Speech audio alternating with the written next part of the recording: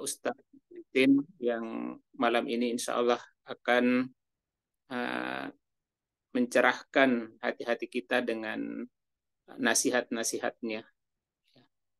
Di Forum Lingkar Pena, salah satu rezeki berharga yang patut kita syukuri adalah karena kita memiliki teman yang baik, ya, teman-teman yang baik, dan itu kita dapatkan di Forum Lingkar Pena, ya, teman yang bersedia membantu kita, teman yang mengingatkan kita, teman yang membagi ilmunya, ya, apalagi sampai mentraktir kita, ya.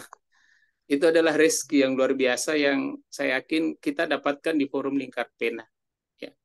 Dan uh, pertemanan atas nama UHA ini jangan sampai lenyap dari Forum Lingkar Pena, ya, karena sejak berdirinya besar berkembang Forum Lingkar Pena itu karena ukhuwah yang mengikat kita, ya, yang menyatukan kita dari Sabang sampai Merauke, bahkan di berbagai wilayah luar negeri, yang kemudian bisa membuat kita tetap eksis sebagai aktivis Forum Lingkar Pena.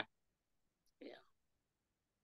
Ilmu menulis, ya, mungkin bisa kita dapatkan di kelas-kelas manapun, apalagi sekarang yang bahkan kelas mulai dari berbayar hingga gratis. Hampir semua ada ya di setiap komunitas. Itu kita bisa dapatkan di komunitas manapun. Tapi uhuwa kita ya yang ada di Forum Lingkar Pena ini tentu saja hampir bisa dipastikan hanya bisa kita dapatkan di Forum Lingkar Pena. Jika dengan teman-teman yang baik itu membuat kita harus bersyukur, ya, terlebih atas kebaikan-kebaikan yang Allah berikan kepada kita selama ini, ya. Bagaimana kita bisa menikmati nikmat sehat, ya, tentu saja dari Allah, dan kita bisa bernapas tanpa harus memikirkan bagaimana cara bernapas, ya. Dan itu adalah nikmat kebaikan-kebaikan Allah pada kita yang mudah-mudahan bisa terus kita nikmati sebagai kesyukuran dan kemudian menjadi nikmat yang akan ditambahkan oleh Allah Subhanahu wa taala. Baik, teman-teman, di momen halal bihalal ini saya selaku ketua umum, ya, mewakili BPP tentunya, dan sebagai pribadi mengucapkan selamat Idul Fitri buat teman-teman, ya. Meskipun sebenarnya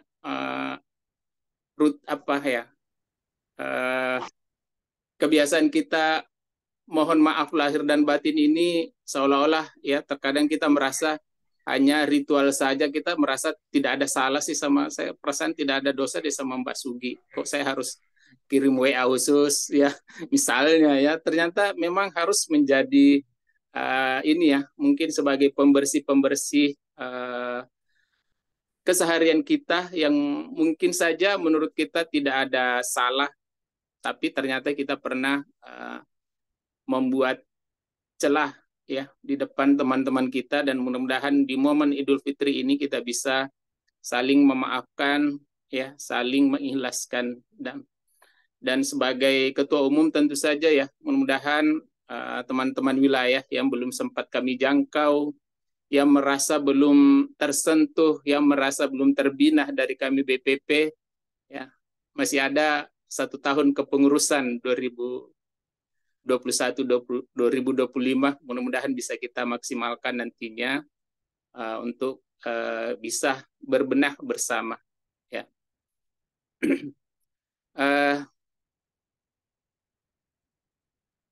Untuk momen halal bihalal ini, mari kita menjadikan benar-benar sebagai sarana untuk saling melapangkan, saling membersihkan hati, ya.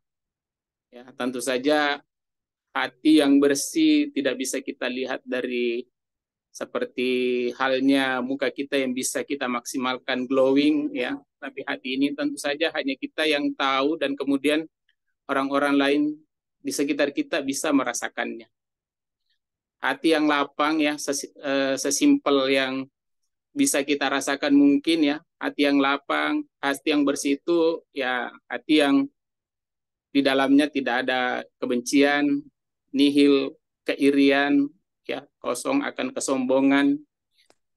Jika tidak, ya jika perasaan-perasaan itu masih ada di antara kita, ya apakah saya dengan teman-teman wilayah atau wilayah dengan wilayah atau wilayah dengan cabang, ya jika perasaan-perasaan itu masih ada di antara kita, ya jangan sampai kita termasuk orang-orang yang ternyata menghanguskan, ya melenyapkan amalan-amalan kita dengan kesombongan-kesombongan kita, ya karena saya mungkin kita pernah membaca atau bahkan sering mendengar hadis bahwa tidak akan masuk surga siapa yang di dalam hatinya ada kesombongan walaupun itu seberat debu, ya.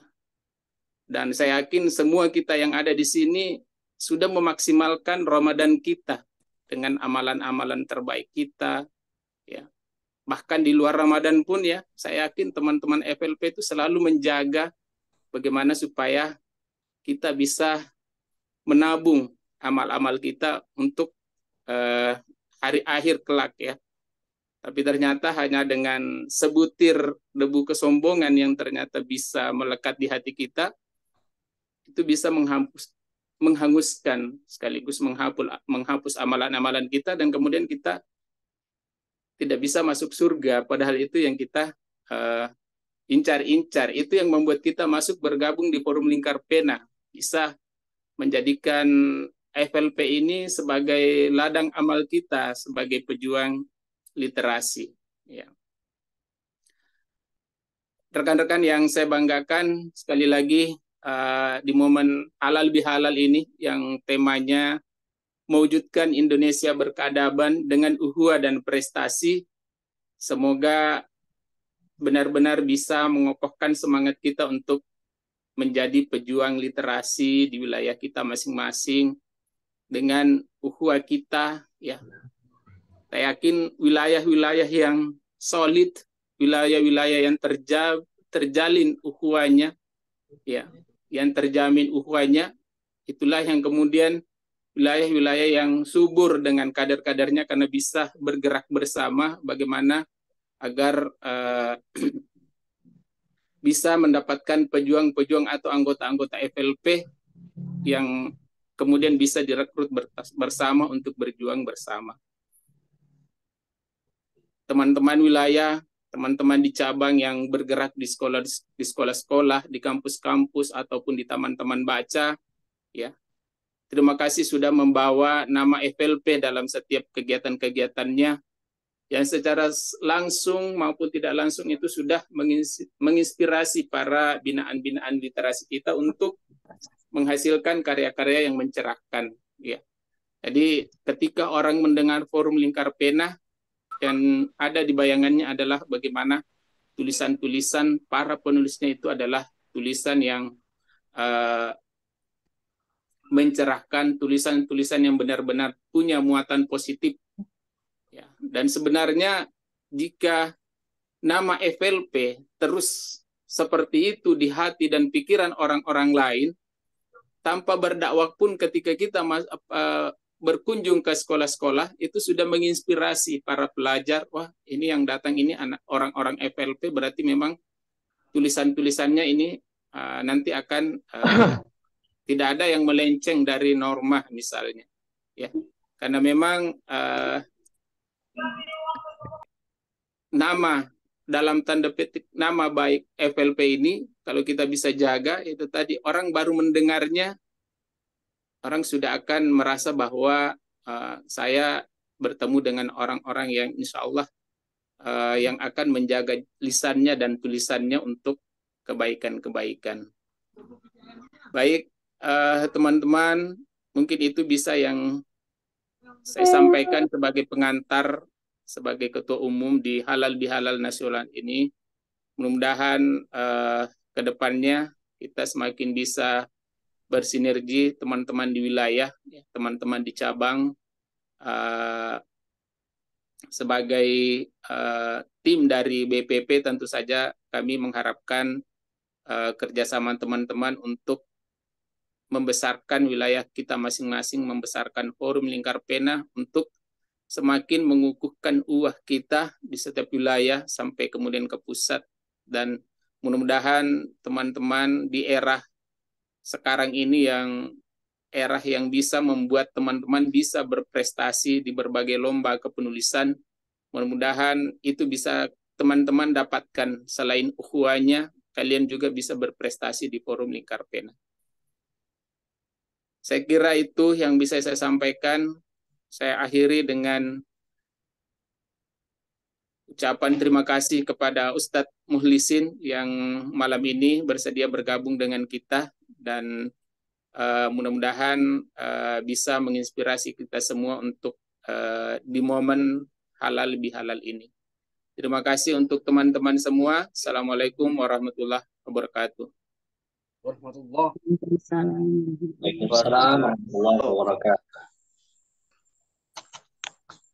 Terima kasih DNGG selaku Ketua Forum Lingkar Pena yang selama ini kita berinteraksi ya. Jadi mengingatkan kembali untuk saling memaafkan, saling mengikhlaskan gitu, apa yang sudah kita lalui selama ini, dan semoga kita semakin solid dalam Forum Lingkar Pena, semakin bisa menguatkan kalimat Allah ya dalam kebaikan-kebaikan, berkarya dan berarti ya. Dan semoga apa yang disampaikan Dayang tadi akan bisa kita aplikasikan dan saling menguatkan dari wilayah ke wilayah, dan semua anggota kita adalah sebenarnya bersaudara di dalam forum lingkar pena ini. Selanjutnya kita akan memasuki materi utama ya, untuk moderator yang akan mendampingi pembicara pada malam hari ini adalah Ustadz Alimin, dan insya Allah selanjutnya akan dipandu oleh beliau, dan saya sebagai MC mohon maaf atas kekurangan dan kesalahannya. Saya serahkan ke Ustadz Alimin. Baik, makasih banyak Mbak Khairi ya. Baik, bismillahirrahmanirrahim. Assalamualaikum warahmatullahi wabarakatuh. Waalaikumsalam warahmatullahi wabarakatuh. Waalaikumsalam warahmatullahi wabarakatuh. Alhamdulillahilladzi hadana li hadza wa ma kunna linahtadiya laula an hadanallah. Asyhadu an la ilaha illallah wa la syarika lahu wa asyhadu anna Muhammadan abduhu wa rasuluhu la nabiyya ba'dah. Ya ayyuhalladzina amanu taqu haqqa tuqatih wa la tamutunna illa wa antum muslimun. Yang saya hormati pembicara pada malam hari ini Ustadz Muhlisin SPI ya. Yang saya hormati Ketua Umum Forum Lingkar Pena dan Gigi Mapangewa beserta jajarannya. Yang saya hormati seluruh anggota FLP dimanapun berada yang sekarang sedang berada di bulan Syawal, semoga berproses ya menyelesaikan ibadah puasa Syawalnya ya, yang sudah selesai alhamdulillah. Semoga Allah berikan keberkahan dalam setiap aktivitas kita, terutama aktivitas mencerahkan orang-orang yang ada di sekitar kita di seluruh dunia, insyaallah, amin ya rabbal alamin. Bagaimana kabarnya teman-teman sekalian? Sehat semuanya? Alhamdulillah. Ya. Ya, kita bersyukur kepada Allah teman-teman sekalian atas segala yang Allah karuniakan malam hari ini. Ya, semoga yang kita bersyukur Allah tambahkan nikmat insyaallah. La in syakartum la azidanakum wa la in kafartum min azabil syadid. Baik, Ustaz Mukhlisin, di sini ada Ustaz Muslihin juga ya. FPP Jateng. Ya, teman-teman sekalian, malam hari ini kita di hari di Halal Bihalal Nasional Forum Lingkar Pena tahun 2024 ini di bulan Syawal 1445 Hijriah ini kita insya Allah akan diberikan sebuah materi oleh pembicara kita malam hari ini terkait dengan mewujudkan Indonesia berkeadaban dengan ukhuwah dan prestasi. Baik, apakah suara saya dengaran jelas teman-teman? Jelas. Jelas. Baik. Mbak Jelas. Sugi, boleh di-share ininya slide perkenalannya bionya Ustadz Mukhlisin Sasuki. Silakan hostnya Mbak Wiwi. Sebentar, saya Oh, bantu, saya bantu. saya pakai HP Oh, Mbak. kok Mbak Kalau Mbak misalnya, ini ya? Mbak Ahmad. Bisa saya bantu, Mbak, bentar. Ini ya kalau nggak oke, bisa, Mbak hostnya. ini ya saya bacakan saja mungkin secara singkat guys. Sebelum kita mulai materi kita malam hari ini, teman-teman sekalian, nama lengkap beliau adalah Ustaz Mukhlisin SPDI. Beliau lahir di Lamongan 10 Oke. November 1982. Ya, ternyata kita seusia ya. Alamatnya di Tanjung Harapan 2 nomor 19 GKB Gresik. Status beliau sudah menikah dengan satu orang istri, sepertinya beliau masih bahagia insya Allah ya, dan 3 orang anak. Bahagia dengan satu istri maksud saya ya. Kemudian pendidikannya di Teknik Informatika Untak Surabaya, kemudian S1 di Pendidikan Agama Islam UMG, apa ini?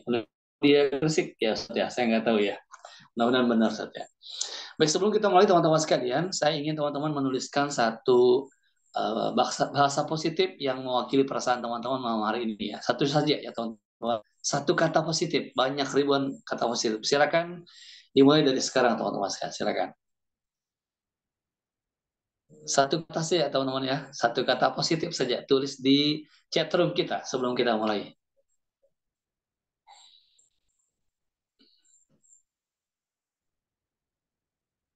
Satu kata, kecuali positif ya teman-teman. Alhamdulillah ya Mbak Sylvia Romandika bahagia. Alhamdulillah, terima kasih banyak. Masya Allah. Yudi Mukhtar bahagia. Muslihin FPP Jateng inspiratif. Alhamdulillah ya.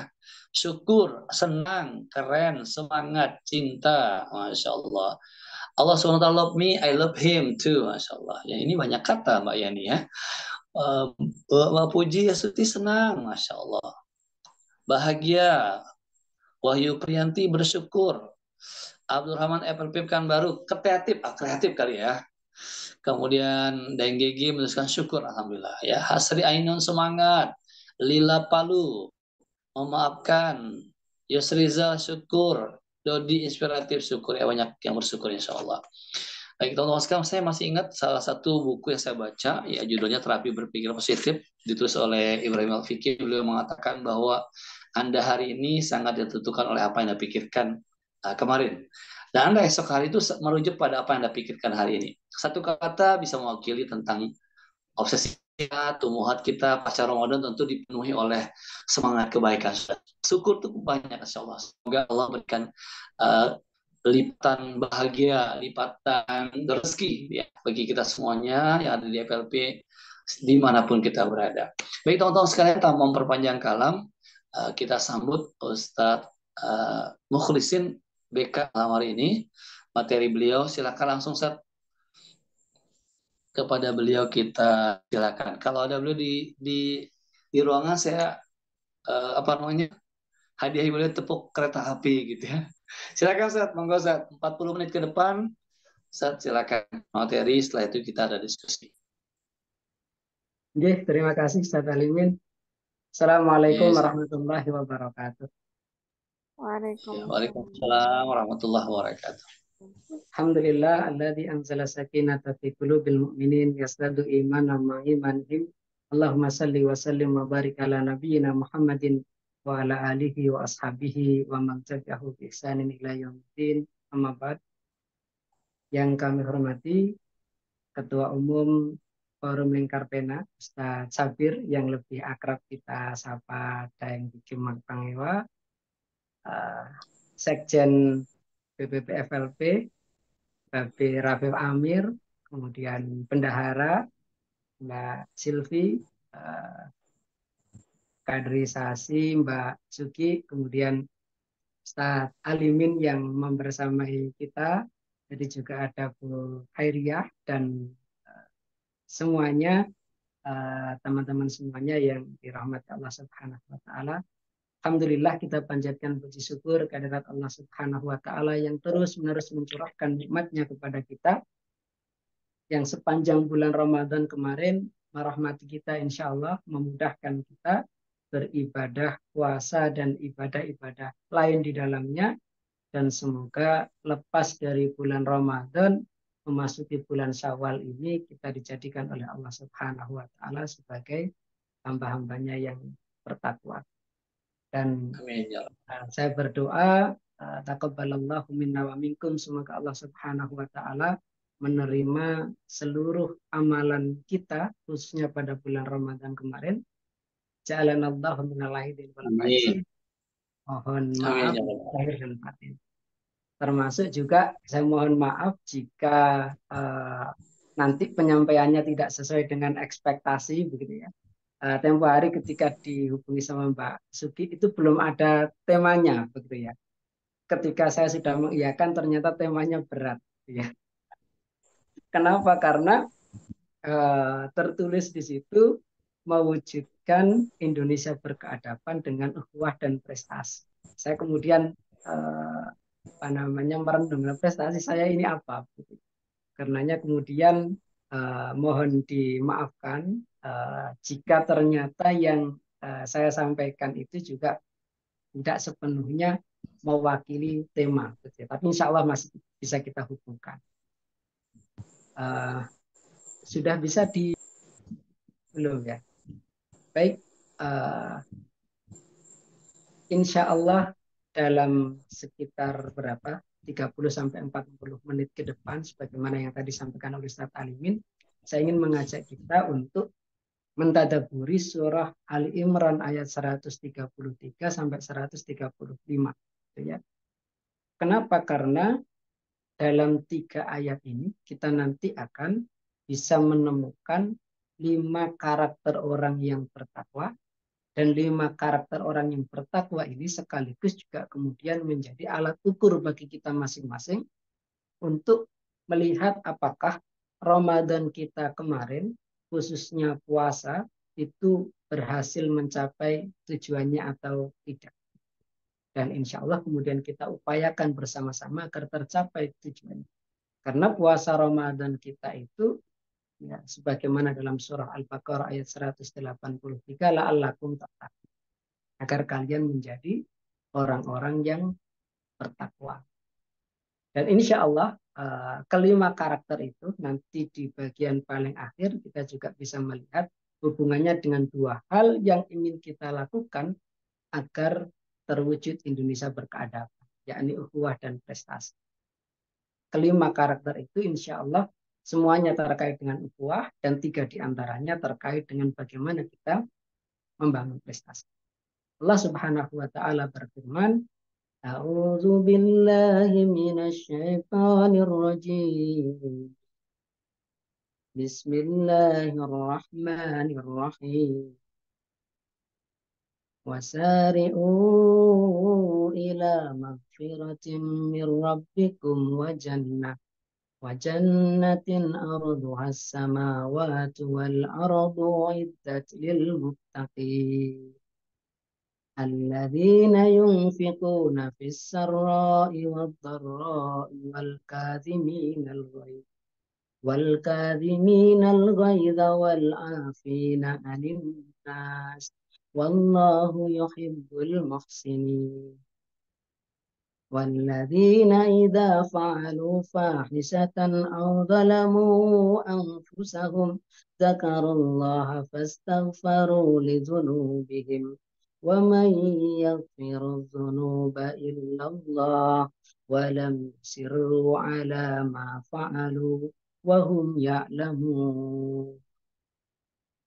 Dan bersegeralah kalian menuju ampunan Tuhan kalian dan surganya yang seluas langit dan bumi disediakan bagi orang-orang yang bertakwa.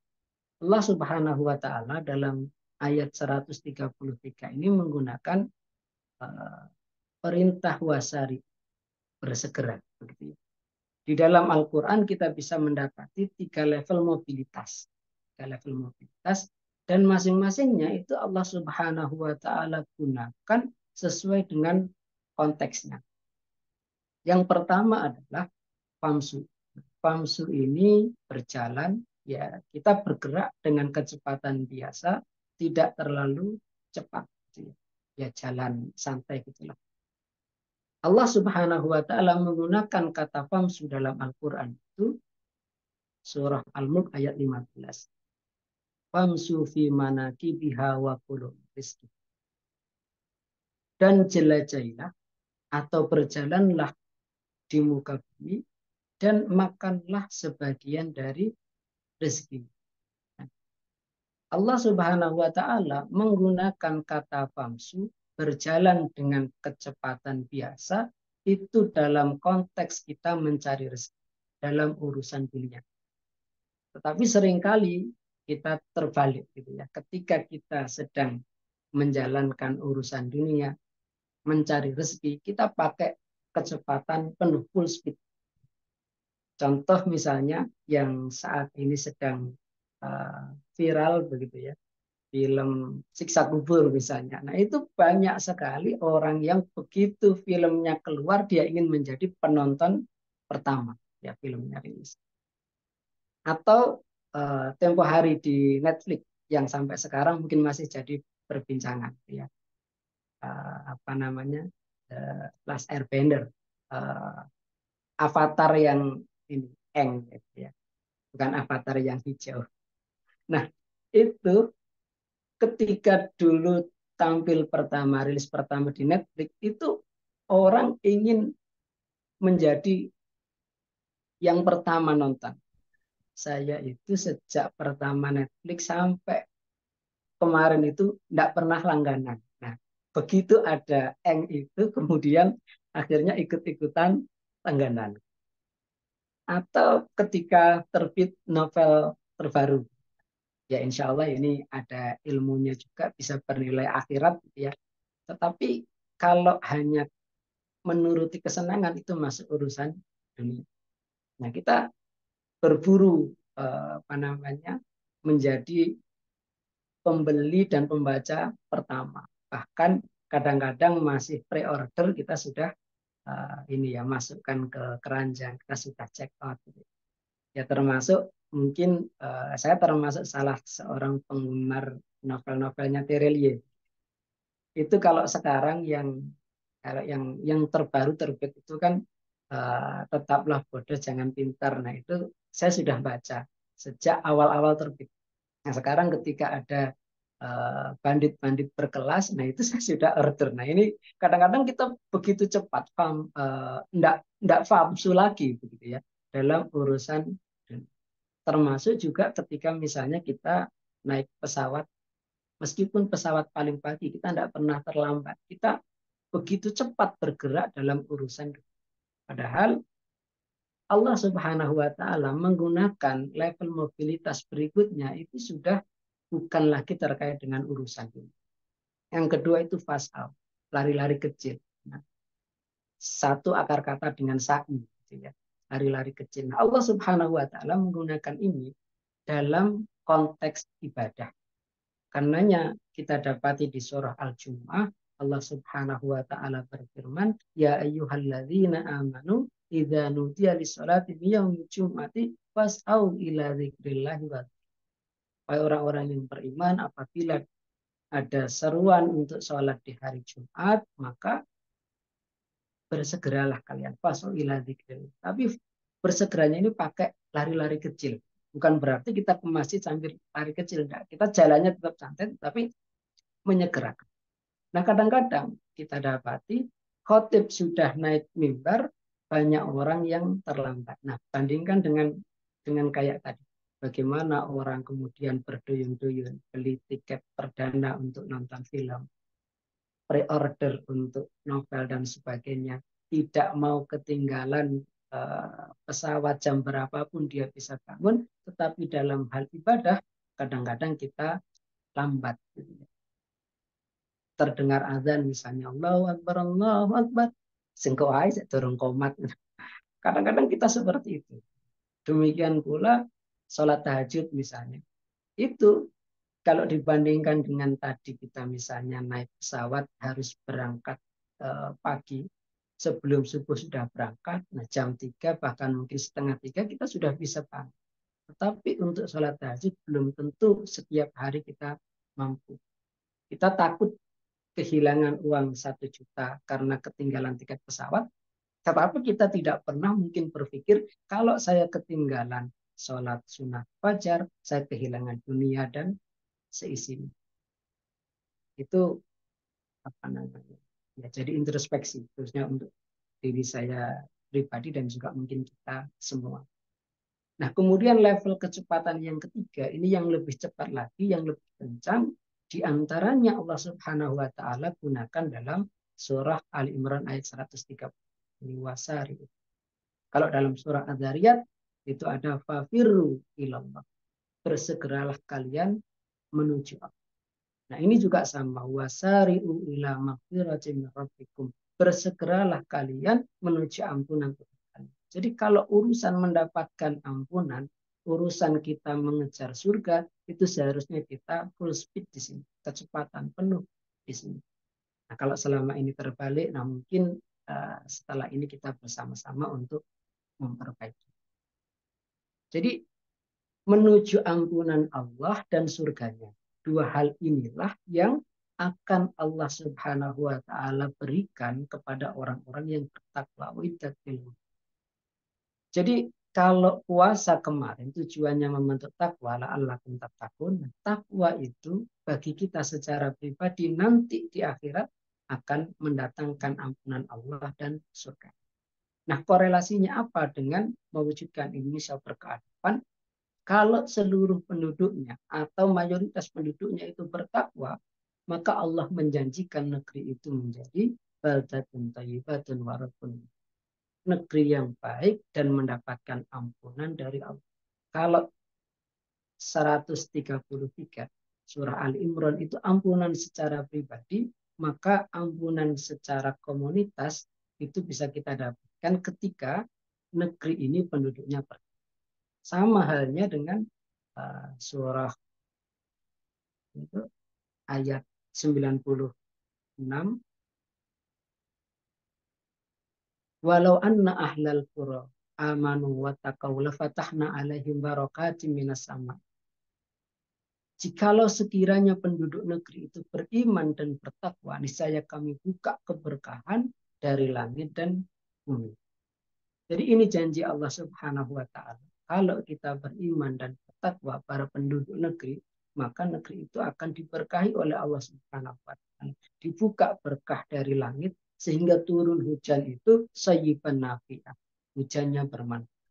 Yang kemudian menumbuhkan tanaman-tanaman para petani, pertanian, perkebunan menjadi lebih subur. Kemudian stok air melimpah sesuai dengan kebutuhan. Demikian pula sebaliknya tidak terjadi banjir dan hal-hal lain yang menjadi antonim dari keberkahan. Demikian pula keberkahan dari bumi. Indonesia ini kurang apa gitu ya? Cadangan, bukan cadangan apa istilahnya, emas gitu ya. Sejak dulu di Freeport mungkin ya sampai dengan sekarang di Gresik sekarang ada smelternya Freeport gitu. Itu kalau dimanfaatkan secara optimal untuk bangsa ini itu sebenarnya sudah bisa mensejahterakan. Ya. Belum lagi cadangan emas di tempat yang lain, kemudian nikel dan sebagainya, termasuk juga yang sekarang sedang banyak begitu ya, baterai lithium dan sebagainya. Itu luar biasa semuanya. Bertakwa kepada Allah Subhanahu wa taala. Nah, karakter orang yang kemudian dijelaskan di ayat 134 sampai 135. Ada 5 karakter orang yang bertakwa yang kemudian kita berupaya untuk mencapai, sekaligus menjadi indikator apakah puasa kita di bulan Ramadan kemarin berhasil atau masih belum. Yang pertama adalah di ayat 134, alladzina yunfikuna fis-sarra'i wad-dharra, yaitu orang-orang yang berinfak baik di waktu lapang maupun di waktu sempit. Jadi karakter pertama itu orang yang bertakwa gemar berinfak. Ini ada 5 karakter gitu ya. Yunfikuna fis-sarra'i wad-dharra, yang pertama, yang kedua nanti al-kadhimin al-ghaidh, menahan marah, yang ketiga Al-afina anin nas, memaafkan manusia. Yang keempat, muhsinin, orang yang berbuat ihsan. Yang kelima, istighfar dan taubat. Nah, yang pertama adalah yunfikuna fis sarai wal dharra, suka berinfak baik di waktu lapang maupun di waktu senggang. Ini karakter orang yang bertakwa. Dan Ramadan kemarin itu melatih kita dengan salah satu namanya syahrul infak. Kita mungkin banyak berinfak gitu ya. Kalau bulan Ramadan, apalagi akhir Ramadan, mungkin kita semuanya lapang gitu ya, fisarok gitu ya. Karena banyak yang dapat THR, yang pengusaha mungkin juga omsetnya meningkat. Nah, selepas Idul Fitri itu seringkali orang tua berada dalam kondisi dorok. Nah, anak-anaknya yang dalam kondisi sarok karena dapat THR gitu ya, dari kerabat. Yang lucu kemarin itu ketika ketemu dengan salah satu ustazah anak saya waktu halal bihalal FLP Gresik hari Ahad kemarin gitu ya. Itu menyampaikan ini apa namanya, anak-anak itu cerita gitu ya, cerita dapat THR berapa kemudian dibuat apa gitu. Jadi di saat anak-anak itu sarok, nah orang tuanya yang dorok, meskipun tidak semua. Tetapi bagaimana dalam kondisi sarok maupun dorok, kita berupaya untuk tetap berinfak. Dan ini yang kadang tidak diketahui oleh banyak orang. Contoh yang kemarin viral gitu ya, dari salah seorang tokoh non-muslim yang apa istilahnya, mempermasalahkan karena umat Islam itu cuma 2,5%. Nah itu dia nggak tahu kalau memang zakat yang wajib secara umum zakat mal itu 2,5%, tetapi di luar itu ada banyak sekali infak, sedekah dan sebagainya yang kalau ditotal itu banyak kaum muslimin yang mengeluarkan per bulannya itu lebih dari 10%. Dan luar biasa keteladanan dari generasi pertama umat ini, para sahabat radhiyallahu anhum, misalnya Umar bin Khattab gitu ya, saat perang Khandaq ini dalam kondisi dorok karena perang bukan perang Khandaq, perang Tabuk ya. Perang Tabuk itu pada saat Madinah mengalami paceklik. Jadi ekonomi sedang terbatas, tetapi waktu ada seruan untuk membiayai jihad, seruan untuk infak, Umar datang dan waktu itu beliau ingin menyanyi, mengejar Abu Bakar As-Siddiq, mengejar prestasinya Abu Bakar. Wahai Rasulullah, ya, aku infakkan ini untuk jihad fisabilillah. Banyak harta yang dibawa oleh. Ketika Rasulullah bertanya, apa yang engkau tinggalkan untuk keluargamu? Aku tinggalkan untuk mereka separuh dari hartaku ya Rasul. Jadi separuh diinfakkan, separuh untuk keluarganya. Jadi berapa? 50%, bukan 2,5%. Kemudian setelah itu datang Abu Bakar membawa harta yang lebih banyak. Ketika ditanya oleh Rasulullah Sallallahu Alaihi Wasallam, wahai Abu Bakar, apa yang kau tinggalkan untuk keluarga? Ya Rasulullah, aku tinggalkan untuk mereka Allah dan Rasulnya. Masya Allah, ini Abu Bakar. Seluruhnya diinfakkan. Dan sejak saat itu Umar mengatakan, aku tidak akan pernah bisa mengejar prestasinya Abu Bakar. Dan tidak ada ceritanya setelah itu Abu Bakar jatuh miskin, Umar bangkrut, tidak ada ceritanya. Tetapi mereka justru kemudian hartanya semakin diberkahi oleh Allah Subhanahu wa Ta'ala. Mana kasat sedekahatan min mal, sedekah itu tidak akan mengurangi harta. Bahkan kata para ulama, bal yazdad bahkan akan semakin bertambah dan semakin bertambah. Nah, kita di FLP ini sebenarnya kan juga ada gitu ya, difasilitasi untuk infak. Di ADART ada iuran anggota. Tapi sering ketika saya bertemu dengan teman-teman cabang gitu ya, kalau di Jawa Timur, ya tadi ini ya di apa namanya, CV-nya masih CV lama, jadi tadi masih tertulis Ketua FLP Jatim 2022 sampai sekarang. Nah sebenarnya sudah nggak sampai sekarang karena sampai kemarin bulan Januari. Ya sekarang ketuanya sudah Bu Novi Larasati. Nah itu kita di fasilitas tapi banyak cabang itu yang iurannya tidak jalan. Nah bagaimana kemudian itu bisa dihidupkan Dalam rangka apa? Di antaranya dalam rangka untuk memberikan kesempatan kepada kita berinfak secara rutin. Kalau di FLB Jawa Timur itu insya Allah sampai sekarang, dari dulu sejak zamannya Bunda Novi, mungkin juga dari zamannya Babe Rafif, ya, itu ada iuran untuk pengurusnya. Satu bulannya hanya 30.000. Itu pun nggak dipaksakan, ya. Artinya kalau ada yang kesulitan ya nggak kemudian harus selalu ditagih. Tapi itu memberikan kesempatan kepada kita untuk berinfak. Dan Rasulullah juga mengingatkan dalam hadis yang lain, jangan kikir, jangan bakhil, karena kalau engkau pikir, Allah akan menahan rezeki untuk. Nah, itu sebenarnya memfasilitasi kita untuk banyak. Nah, yang kedua adalah wal kadhiminal ghaidh. Jadi kalau sedekah ini termasuk masuk dalam ukhuwah, juga masuk dalam prestasi. Kenapa? Karena prestasinya para sahabat itu bi amwal dan anfus. Ada yang prestasinya harta, ada yang prestasinya ilmu, ada yang prestasinya itu terkait dengan otoritas, ada yang prestasinya itu terkait dengan tenaga, itu seperti Bilal. Ya.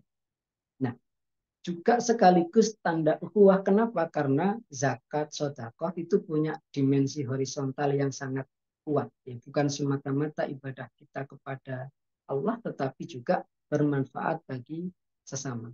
Ya.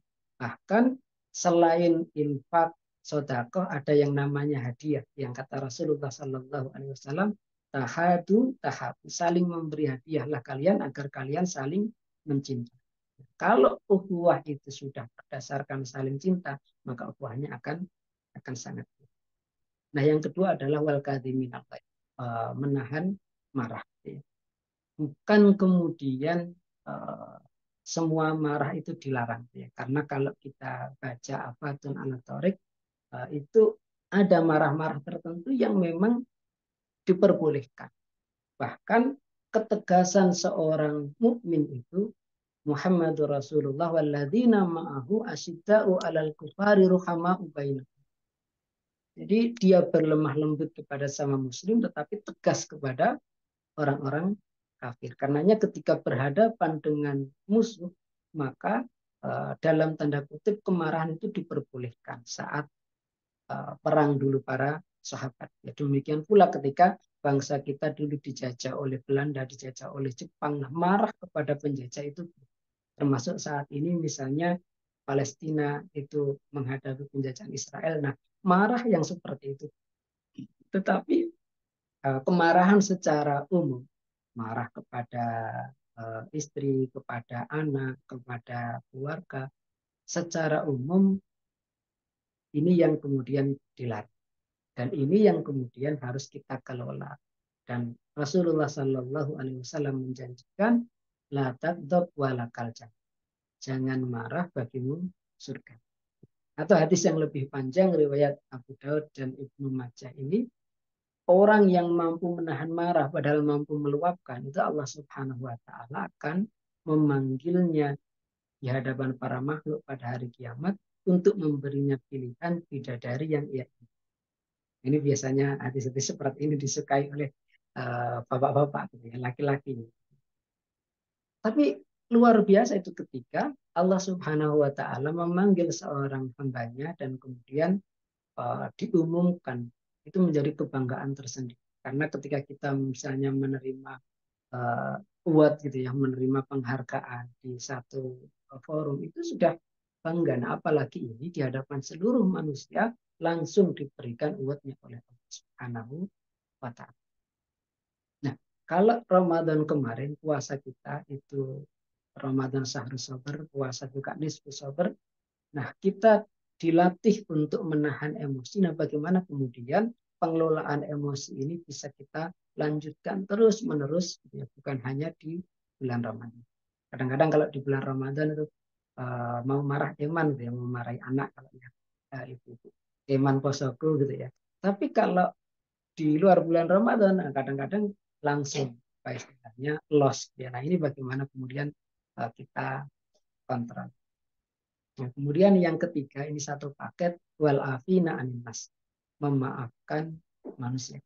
Said Qutb di dalam Fidzalil Quran menjelaskan Kadang ada orang itu yang dia mampu menahan marah tetapi tidak bisa memaafkan. Nah, itu masih ada PR tersendiri. Kenapa? Karena kalau marah itu hanya kita tahan, sebenarnya tidak tuntas itu ya. Kita masih marah, cuma tidak kita tampilkan. Nah, itu nanti efeknya ke kesehatan bisa jadi kemudian timbul penyakit. Termasuk juga kemudian ketika kita tidak bisa memaafkan, masih mendendam. Ya. Terkadang orang itu merasa saya tidak memaafkan seseorang untuk menghukum dia. Nah, itu seperti kita berharap seekor tikus itu mati dengan racun, tetapi racunnya malah kita minum sendiri. Itu kalau kita tidak bisa memaafkan orang. Karenanya bagaimana kemudian kita mengelola hati kita bisa memaafkan orang lain. Dan salah satu healing ya. Kalau di Indonesia healing mungkin viralnya beberapa tahun terakhir ya. Tapi sejak tahun 2009 sebenarnya sudah dikenalkan oleh David Hawkins itu dalam bukunya Healing and Recovery. Gitu ya. Nah di situ di bagian awal dia menyusun peta kesadaran hasil dari penelitian selama lebih dari 10 tahun. Nah itu nanti korelasinya dengan terkait terapi penyembuhan juga ya, kesehatan. Karena di buku Healing and Recovery itu bicara tentang bagaimana kesehatan, bagaimana penyembuhan, dan begitu banyak penyakit fisik itu yang terkorelasi atau terpengaruh bahkan dipicu oleh penyakit psikis. Ya termasuk ketika kita tidak bisa mengontrol emosi, mudah marah, kita mendendam, tidak mau memaafkan, tidak bisa memaafkan orang. Nah, ini apa namanya? Dia buat peta kesadaran itu kalau di bawah 200 nilainya, jadi diangkakan. Ya. Mungkin bisa dilihat di slide berikutnya. Nah itu kalau di bawah 200 itu anti kehidupan, artinya lebih banyak terserang penyakit, lebih banyak menderita, lebih banyak kemudian nggak sehat. Ya. Tapi kalau di atas 200 itu justru akan semakin baik dan selaras dengan kehidupan, selaras dengan kesembuhan, selaras dengan kesehatan. Nah, memaafkan itu levelnya 350. Sementara kalau mendendam, kemudian apalagi penuh dendam, nah itu di bawah 200, bahkan di bawah 100, termasuk marah. Nah, antara marah dengan maaf itu dua hal yang relate banget gitu ya.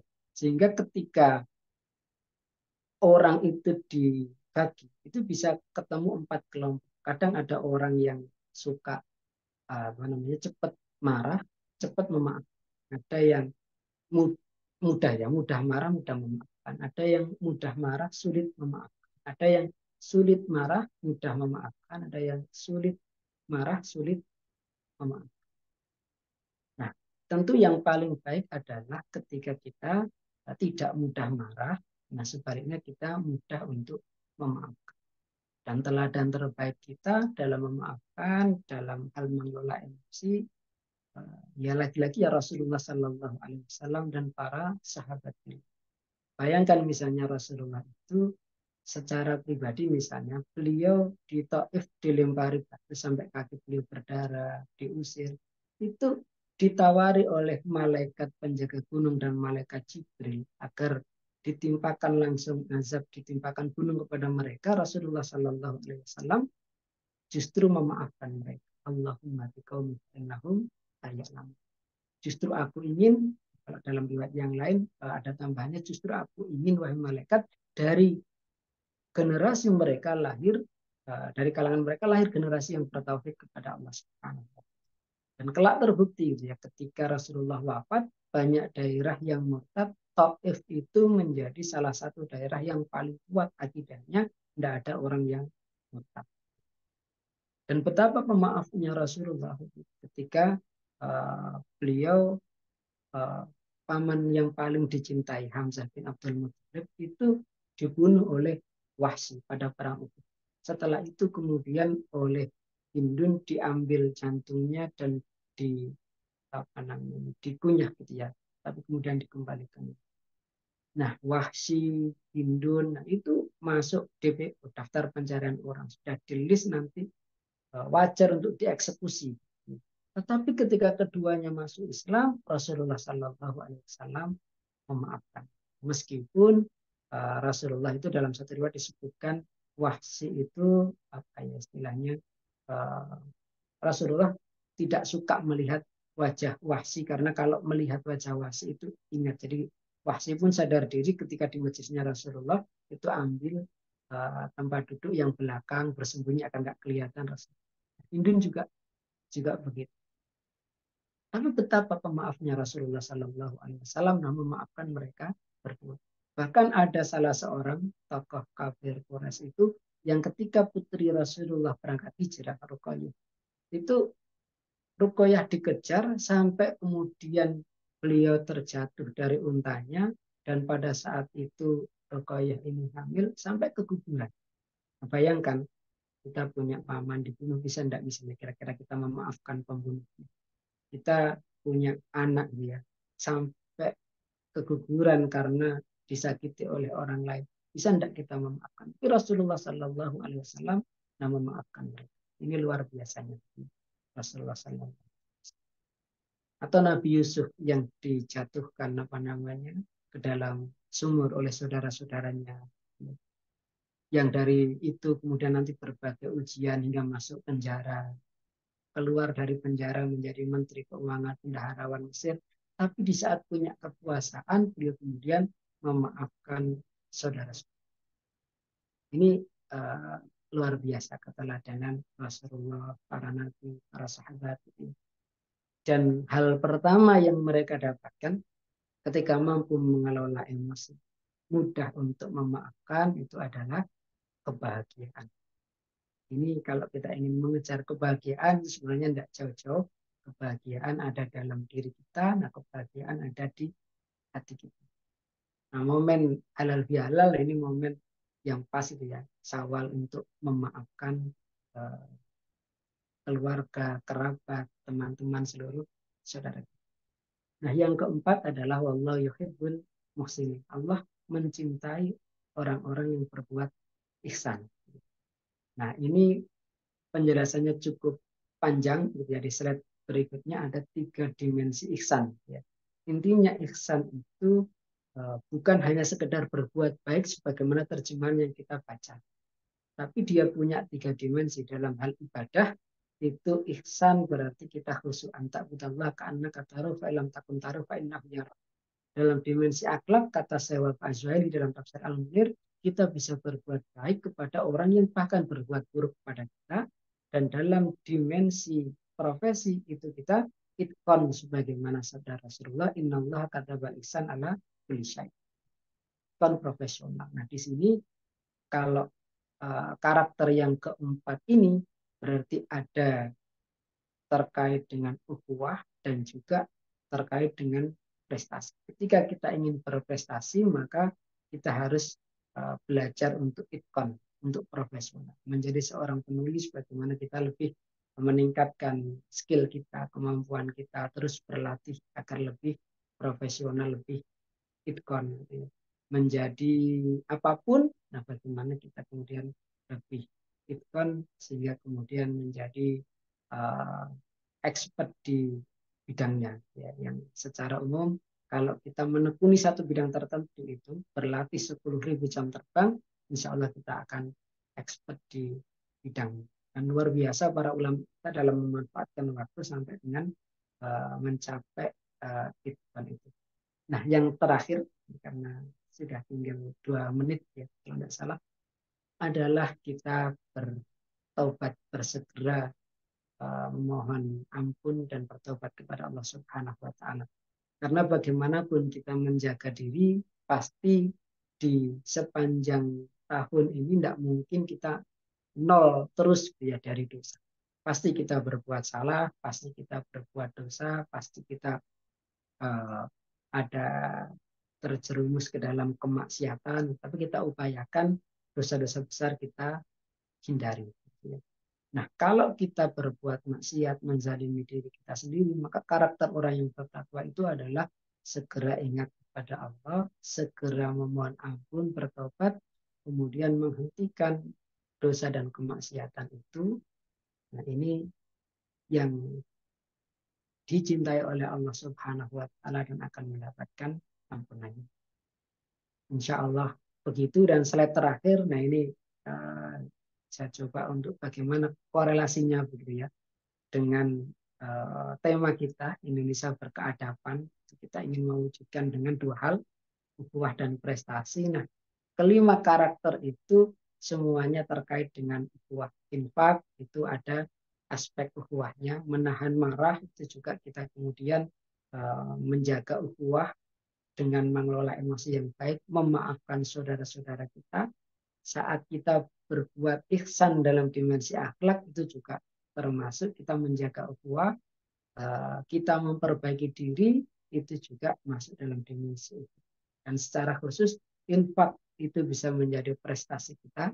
Ihsan khususnya dalam dimensi profesi ketika kita itkon itu bisa meningkatkan prestasi kita. Demikian pula ketika kita memperbaiki diri. Misalnya yang semula kita banyak melakukan kebiasaan-kebiasaan yang kurang baik, nah kemudian kita kuatkan gitu ya. Dan banyak tool yang bisa kita gunakan. Gitu. Kalau dulu ada Seven Habits-nya Stephen Covey, nah sekarang ada Atomic Habits-nya James Clear, nah, semuanya bisa kita ambil. Gitu. Yang penting tidak bertentangan dengan nilai-nilai Islam, insya Allah semuanya adalah hikmah yang bisa kita petik dari manapun dia berasal. Insya Allah demikian, mohon dimaafkan. Jazakumullah khairan. Assalamualaikum. Ya, Waalaikumsalam warahmatullahi wabarakatuh. Terima kasih banyak, Masya Allah ya. Jazakumullah atas materinya malam hari ini pada halal bihalal nasional ini. Tentu banyak hal yang sudah disampaikan, singkat, padat, dan insya Allah mudah-mudahan bisa diambil ya insight baik yang disampaikan oleh Ustaz Muflisin tadi terkait dengan bagaimana beliau menyampaikan di awal ya surat Al-Imran ayat 133 135. Mudah-mudahan apa hal-hal yang sudah disampaikan beliau kita bisa jawabkan, kita bisa internalisasi dalam diri kita sendiri untuk mewujudkan kita sebagai anggota FLB menjalin ukhuwah kita, menghadirkan prestasi yang baik. Kita ada tadi insan yang itkon gitu ya, itkon non amal ya, amal-amalnya itkon, profesional dalam melaksanakan amal-amal kita. Mudah-mudahan kita menjadi orang yang ahli di bidangnya, expert di bidang kita masing-masing, insya Allah. Baik, saya pernah baca salah satu baris ya di bukunya Salim Afilah bahwa ukhuwah itu adalah ruh-ruh yang diakrabkan dengan oleh iman, gitu Ustaz ya. Ya mudah-mudahan malam hari ini kita akhirnya tersadarkan bahwa siapapun kita malamnya hadir ini, insya Allah tentu tidak ada yang kebetulan teman-teman sekalian. Mudah-mudahan kita disatukan ukhuwah di Forum Lingkar Pena ini kita betul-betul karena iman kepada Allah Subhanahu Wa Taala dengan tujuan yang sama, insya Allah ingin menegakkan kalimat Allah di muka bumi, ya menegakkan kalimat Allah yang tinggi di muka bumi dengan tentu dengan kompetensi kita masing-masing, insya Allah. Baik teman-teman sekalian, alhamdulillah tadi Ustadz Mukhlisin sudah menyampaikan materi kita malam hari ini. Mungkin saya ingin membuka ruang untuk bertanya teman-teman sekalian untuk diskusi ya, sharing ya dari apa yang sudah disampaikan oleh beliau terkait materi kita tentang mewujudkan Indonesia berkeadaban dengan ukhuwah dan prestasi kita malam hari ini, insya Allah. Baik teman-teman sekalian, silakan boleh bertanya yang tidak sempat tidak bisa langsung bertanya ya lisan, bisa juga ditulis melalui chatroom, mungkin Sariawan nggak bisa ngomong gitu ya. Silakan teman-teman langsung mengajukan pertanyaan melalui chatroom atau kalau misalnya mau secara lisan silakan raise hand. Silakan teman-teman.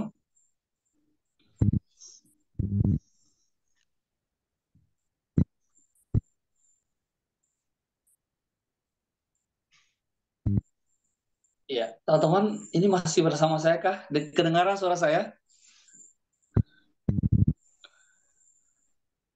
Ya, mohon maaf ya, saya agak gelap yang di belakang rumah soalnya. Nggak seperti wajahnya Ustadz Mukhlisinya bercahaya malam hari ini ya. Teman-teman sekalian, kalau tidak ada, saya mungkin pertanyaan pemantik dari saya, teman-teman sekalian terang tembak. Oh, kedengaran. Ali Usman, banyak. Di sini putus-putus, baik. Mbak Lafiah mau tanya, Ustaz. Oh, ada yang nanya, kata. Ya, oke, siap. Ada yang bertanya, silakan. Mangga. Saya Ustadz mau nanya. Ya, silakan. Sugi, silakan. Terima kasih. Ini kesempatan kita menggali ilmu dari Ustadz Mukhlisin. Bahkan nanti bisa kita cater nih ya Ustadz ya, di kaderisasi untuk selalu mengisi. Terima kasih materi malam hari ini, dan ini sangat koleratif sekali ya terkait dengan kita juga di kaderisasi. Terkait dengan ukhuwah Ustadz, saya ingin menanyakan begini. Bagaimana hubungannya implementasi ukhuwah ini dengan keimanan? Nah, kemudian ketika kita hubungkan dengan forum Lingkar Pena, kita sebagai organisasi mungkin yang dimulai dari proses kaderisasi dari bawah ya, dengan masyarakat yang heterogen dan mungkin penelitian dari objek dakwah kita, gitu. Kemudian kita ajak masuk ke dalam FLP. Yang ingin saya tanyakan adalah tadi pertama minta tolong Ustadz jelaskan antara hubungan tingkat ukhuwah itu dengan keimanan seseorang. Kemudian bagaimana ketika kita ingin mengimplementasikan itu di forum Lingkar Pena ini gitu. Kaitannya nanti kan dengan 3 landasan rekrutmen ya. Kita kan ada keislaman, keorganisasian, kemudian kepenulisan. Nah, mungkin salah satu hal yang kita masih kurang dalam proses kaderisasi kita adalah pembinaan keislaman itu. Mungkin Ustadz sebagai ketua FLP terbaik ya secara nasional mungkin nanti bisa juga memberikan pembelajaran lah buat kita semua bagaimana implementasi ini terkait nanti dengan hubungan ukhuwah, karena kita lihat FLP Jatim itu kita lihat sangat solid ya, kemudian cukup bagus lah dalam tanda kutip ukhuwahnya. Apakah mungkin ada kaitannya dengan itu? Maaf jika tidak bisa dipahami mungkin, tapi Ustaz kayaknya paham lah maksud pertanyaan saya. Terima kasih. Assalamualaikum warahmatullahi wabarakatuh. Mungkin langsung dijawab aja Ustaz ya. Karena ini ada yang belum bisa. Korelasi ukhuwah dengan keimanan. Secara umum ukhuwah atau persaudaraan itu bisa diklasifikasikan menjadi 3. Yang pertama adalah ukhuwah insaniyah, yang kedua ukhuwah watoniyah, yang ketiga ukhuwah imaniyah atau ukhuwah Islam. Jadi ukhuwah insaniyah itu atau ukhuwah basyariyah itu ya persaudaraan sesama manusia. Jadi siapapun dia asalkan manusia berarti saudara kita ya, sama-sama keturunannya Nabi Adam, sama-sama hamba Allah Subhanahu wa taala. Yang kedua ukhuwah watoniyah ya. Artinya persaudaraan sebangsa dan setanah air, apapun agamanya, apapun latar belakangnya. Dan yang ketiga adalah ukhuwah imaniyah atau ukhuwah Islamiyah. Jadi persaudaraan karena keimanan. Nah, kalau dalam Islam maka yang ketiga ini yang paling kuat. Kenapa? Karena Al-Quran menegaskan innamal mu'minuna ikhwah. Sesungguhnya hanyalah orang-orang beriman itu yang benar-benar bersaudara. Nah, di dalam Al-Hujurat ayat 10 ini Allah menggunakan kata ikhwah, ya, bukan ikhwan. Padahal untuk menunjukkan persaudaraan itu memang ada ikhwah, ada ikhwan. Biasanya ikhwah itu untuk persaudaraan senasab, gitu ya. Jadi satu hubungan darah. Sementara kalau yang tidak senasab itu pakai ikhwah. Tapi Al-Hujurat ayat 10 pakai ikhwah, sehingga At-Tabari beliau dalam tafsirnya menjelaskan bahwa Imam At-Tabari seakan-akan Allah Subhanahu wa taala mengisyaratkan bahwa ukhuwah karena iman itu kuat daripada ukhuwah karena hubungan darah. Jadi lebih kuat ukhuwah iman daripada hubungan.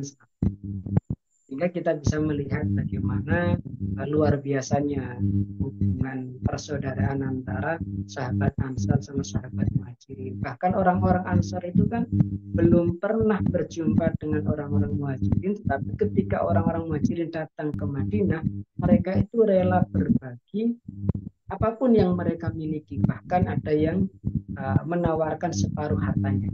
Itu luar biasa. Padahal mereka ini sedang membutuhkan juga, karena tidak semuanya orang kaya. Nah, itu mereka sudah mencapai tingkatan yang tertinggi, isar. Ya, jadi tingkatan tertinggi itu isar, mendahulukan kepentingan saudaranya di atas kepentingannya sendiri. Yang paling rendah itu adalah alamat sadar. Yang penting kita sudah berlapang dada. Jadi kalau dari ayat ini, maka semakin kuat keimanan, itu persaudaraannya akan semakin kuat. Sehingga tidak mungkin orang yang keimanannya itu sama-sama kuat kemudian justru bermusuhan. Makanya kalau ada yang bermusuhan, itu perlu dipertanyakan bagaimana kondisi keimanannya. Nah, bagaimana kemudian kita membangun ukhuwah, gitu ya, termasuk juga di tingkatan wilayah, di tingkatan cabang, gitu ya.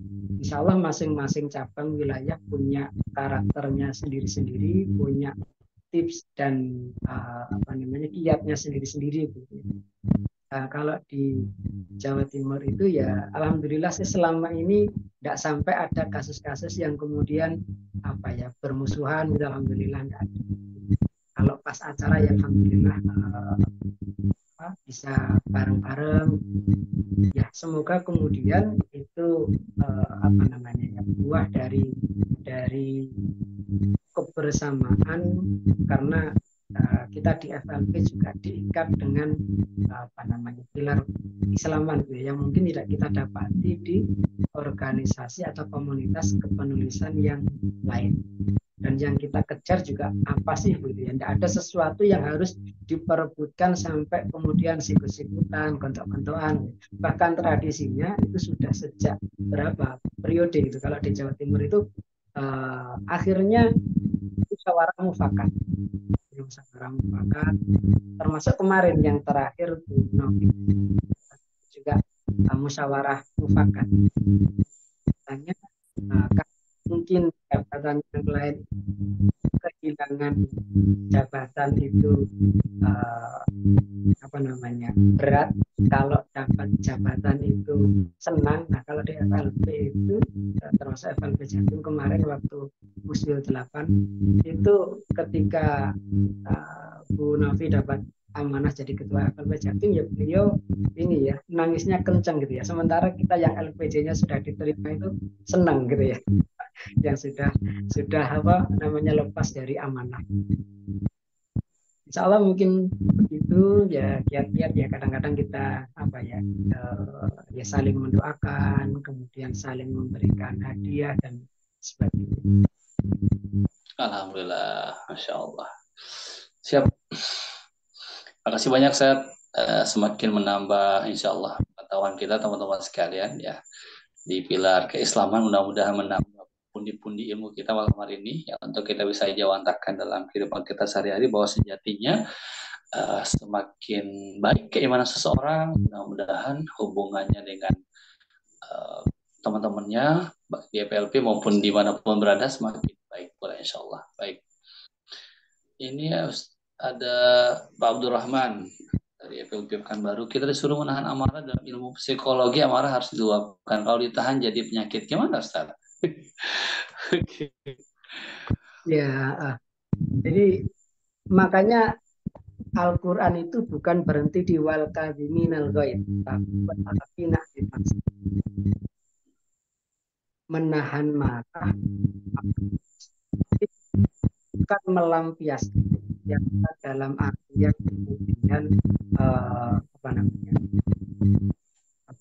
saat marah kemudian banting sesuatu, itu kadang kan disebut sebagai melampiaskan, padahal bukan begitu, tetapi melepaskan. Nah, itu dengan memaafkan. Jadi akar dari kemarahan itu kan ketika sesuatu tidak sesuai dengan ekspektasi kita, itu kita marah gitu ya. Contoh misalnya anak, kita pengennya anak itu ya tenang, nurut, kok anak rewel, nah itu kita marah ya. Misalnya lagi kita apa namanya, dengan teman, kita pengennya ya teman itu ya baik-baik saja, kemudian ada teman yang nyinggung kita, nah kita marah. Ada orang yang kita pengennya orang itu ya hormat pada kita, orang itu ya baik pada kita, ternyata justru menyakiti kita, nah kita marah. Nah itu kan akarnya apa gitu ya, bukan dilampiaskan dalam bentuk apa namanya, menyalurkan kemarahan dengan banting-banting apa, kemudian mukul dan sebagainya sampai pada kekerasan, bukan begitu. Tapi Islam mengajarkan wal afina anil nas, kita memaafkan. Makanya kalau dalam bukunya letting go itu terkait dengan bagaimana kita melepaskan kemarahan, memaafkan, yaitu diawali dengan penerimaan. Jadi nanti hubungannya dengan apa ya, keimanan kita kepada qada dan qadar. Kita meyakini bahwa kita marah atau tidak, masa lalu itu tidak berubah. Kita marah atau tidak itu yang sudah terjadi tidak akan berubah. Tapi ketika kita memaafkan, memandang bahwa itu takdir Allah sudah terjadi, kemudian kita ridho terhadap takdir itu, nah kita memaafkan, ya akhirnya yang bahagia ya kita sendiri. Jadi insya Allah wal afina anin nas itu juga sejalan ya dengan teori-teori psikologi terbaru. Jadi kalau kita baca letting go, nah insya Allah akan banyak ilmu bagus yang kita ada. Baik. Jadi kalau Ustaz atas penjelasannya begitu Pak Abdul Rahman terkait dengan tentang kemarahan. Jadi dirilisnya itu dengan memberikan maaf, memaafkan, atau kita ridho gitu ya, menerima apa-apa itu ya. Baik, itu manusiawi Ustaz ya. Jadi insya Allah kalau hal-hal yang terkait dengan bab marah ini tidak ada manusia yang tidak pernah marah ya. Sebaik-baik manusia yang marah itu tadi saya simpulkan ya, kita dengan merilisnya dengan cara memaafkan ya. Mudah-mudahan kita menjadi pemaaf ya, insya Allah teman-teman sekalian. Baik, ada lagi mungkin teman-teman sekalian satu lagi sebelum kita akhiri sesi halal nasional kita.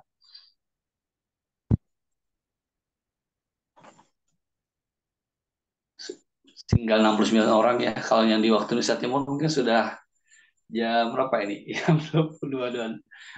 23 ya di sana. Jam 23 dan 26 ya di Indonesia Timur.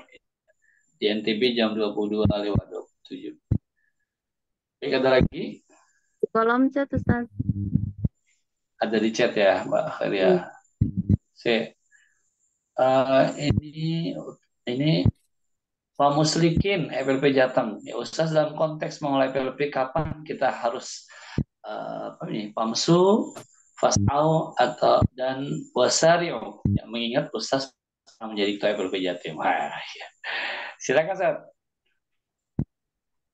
Ya, kalau kita memaknai bahwa mengelola FLP atau kita mendapatkan satu amanah itu adalah ibadah, maka semestinya kita tidak pakai pamsu gitu ya. Kita tidak santai-santai, tidak menunda-nunda. Tetapi ya kita pasau, bahkan kalau perlu ya pafiru atau wasari. Jadi kita melihat apa namanya, ini apakah urusan dunia atau ini adalah bentuk ibadah saya kepada Allah Subhanahu wa Ta'ala.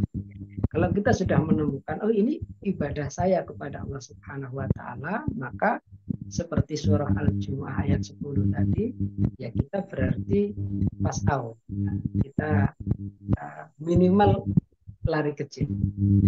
Karena seringkali kita itu ketika menunda satu amanah, maka amanah itu akan menumpuk menjadi semakin banyak dan akhirnya terbengkalai dan kita khawatirnya ini ya melalaikan amanah. Dan kalau ditarik ke manajemen waktu, nah itu kan kalau di Seven Habits itu kan ada 4 kuadran ya. kita kan sebenarnya bagaimana mengoptimalkan waktu kita itu agar lebih fokus ke hal-hal yang penting tetapi tidak mendesak. Nah, seringkali hal-hal yang penting tidak mendesak karena kita tunda akhirnya menjadi penting dan mendesak. Contoh misalnya ini akan ada katakanlah kemah literasi gitu ya. Kemah literasi kita sudah tahu di program kerja itu di time schedule katakanlah bulan Januari gitu ya. Sudah bulan Oktober, nah kalau kita masih punya waktu 4 bulan, 3 bulan ya. Kalau kita mempersiapkan itu cukup.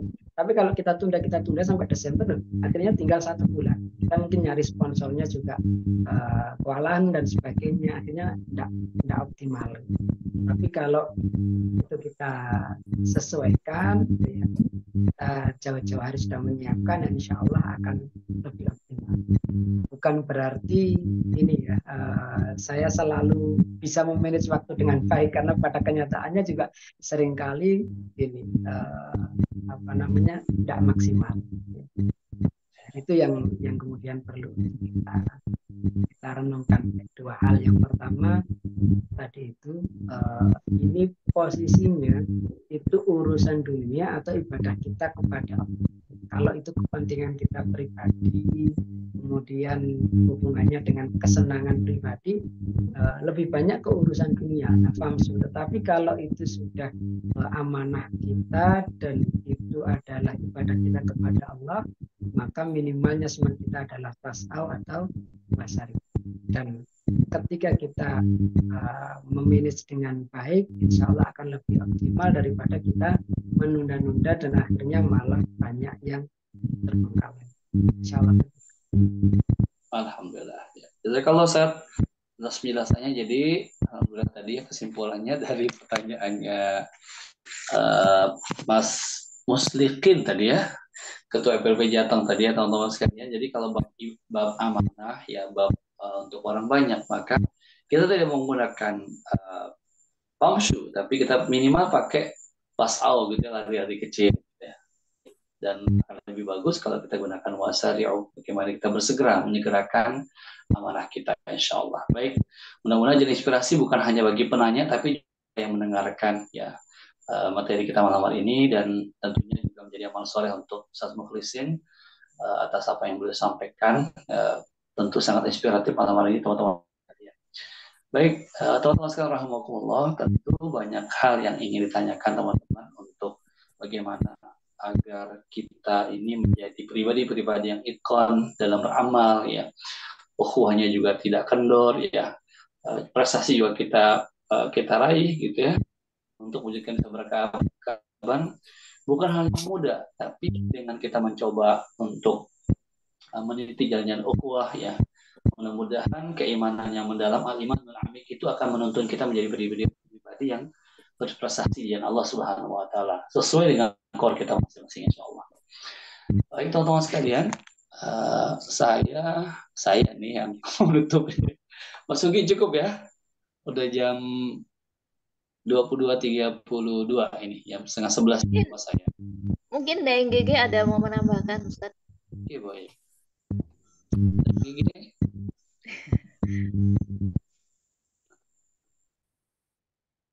Baik. Kalau tambahan dari saya kayaknya tidak ada ya. Saya merasa sangat berterima kasih sengaja ngundang Ustaz Mukhlisin ini ya, selama kayaknya kepengurusan BPP kita belum pernah berdayakan ya. Dan alhamdulillah malam ini bersedia hadir bersama kita, dan mudah-mudahan bisa tetap membersamai FLP Ustaz, meskipun sudah bukan lagi ketua wilayah ya.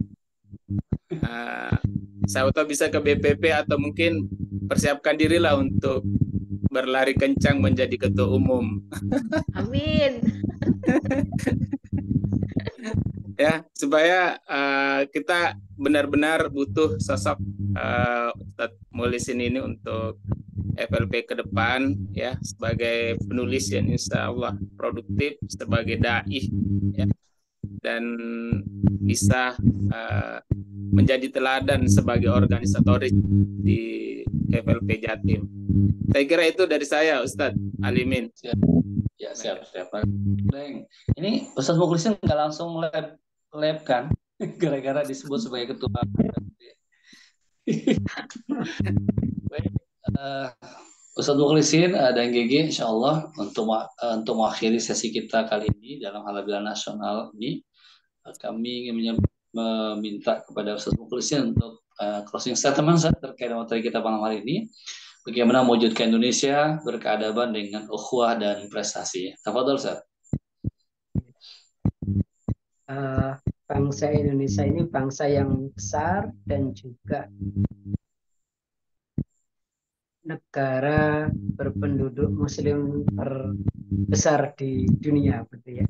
Ketika kita bisa berangkulan, berdekapan dalam ukhuwah, maka insya Allah kekuatan besar Indonesia itu juga kita dapatkan, karena seperti kata seorang ulama, kekuatan pertama itu adalah kekuatan akidah dan kekuatan kedua adalah kekuatan ukhuwah. Saat kita bisa berukhuwah dengan baik, maka pada saat itu insya Allah kita juga mempersembahkan prestasi-prestasi terbaik anak bangsa dalam naungan ukhuwah, dan semoga ketika kita berupaya memperbaiki diri kita menjadi orang-orang yang beriman, bertakwa, kalau di FLP ditambah lagi berkarya, begitu ya. Insya Allah kemudian kita menjadi anak-anak bangsa yang semoga berhasil nanti mewujudkan Indonesia berkeadaban dengan ukhuwah dan prestasi. Salah demikian, Ustaz. Jazakallah. Teman-teman, ekspresi boleh tepuk tangan, boleh apa ya di melalui atau ekspresi yang ada di Zoom kita malam hari ini. Sekali lagi terima kasih banyak Ustadz Mukhlisin pada malam ini, mudah-mudahan menjadi amal soleh buat Ustadz, untuk kami semua juga bermanfaat ya, mudah-mudahan juga menjadi timbangan pemerat timbangan amal kita di akhir kelak insyaallah, amin ya rabbal alamin. Baik teman-teman sekalian, dengan berakhirnya closing statement dari Ustadz Mukhlisin malam hari ini, maka berakhir pula sesi materi pada Halal Bihalal Nasional Forum Lingkar Pena 2024 dengan tema mewujudkan Indonesia berkeadaban dengan ukhuwah dan prestasi. Saya alimin semua, mohon maaf atas segala kekurangan dalam menemani teman-teman ya, menemani pembicara ya. Nah seharusnya kalau nggak ada saya juga nggak apa-apa, nggak ada moderator, bisa aja gitu ya. Terima kasih banyak teman-teman sekalian. Mari kita akhiri sesi kita kali ini dan sama-sama melapaskan hamdalah. Alhamdulillahirrahmanirrahim. Ya, assalamualaikum warahmatullahi wabarakatuh. Saya kembalikan kepada pewara ya, kepada Mbak.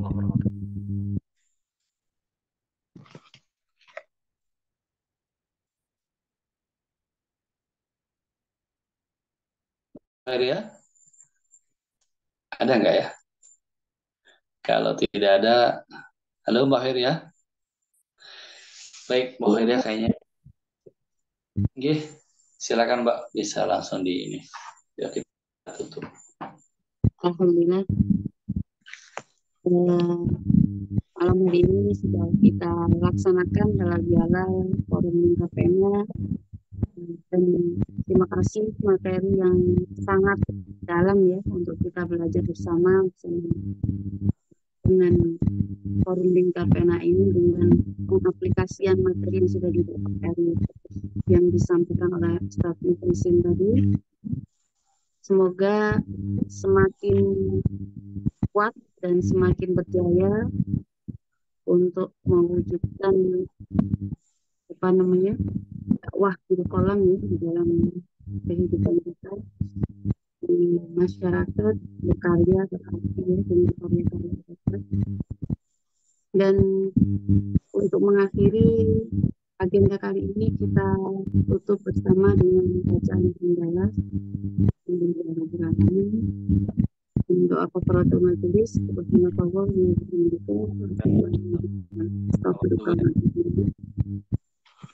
Terima kasih kepada semua yang telah hadir pada agenda malam ini.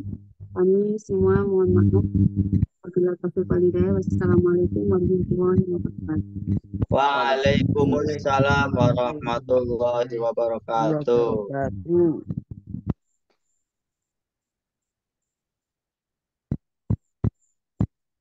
Terima kasih Ustaz. Izin pamit. Mohon izin semuanya. Assalamualaikum. Salam. Waalaikumsalam.